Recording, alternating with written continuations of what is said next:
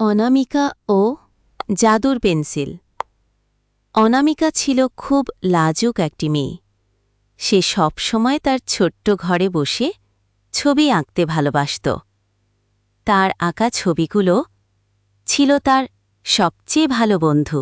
একদিন সে তার দাদির পুরনো সিন্দুক থেকে একটা চকচকে সোনালি পেন্সিল খুঁজে পেল।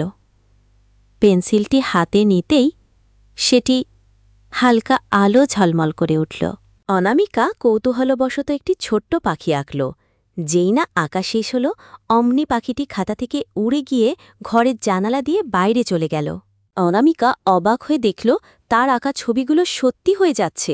সে খুব খুশি হল, কারণ এখন সে তার কল্পনার জগৎকে বাস্তবে আনতে পারবে। সে ভাবল, আমি এই জাদুর পেন্সিল দিয়ে সবার মুখে হাসি ফুটাতে পারি। প্রথমে সে একটি ছোট্ট মিষ্টি বন্ধু আঁকল। সাথে সাথে খাতা থেকে বেরিয়ে এলো একটি লোমশ সবুজ রঙের ছোট প্রাণী, যার নাম দিল সে মিঠু। মিঠু ছিল খুব চঞ্চল আর মজার। একদিন তাদের গ্রামের পুকুর শুকিয়ে যাচ্ছিল। সবাই খুব চিন্তিত ছিল। অনামিকা আর মিঠু ঠিক করল তারা কিছু একটা করবে। অনামিকা তার জাদুর পেন্সিল দিয়ে আকাশ থেকে বড় বড় বৃষ্টির ফোঁটা আঁকল।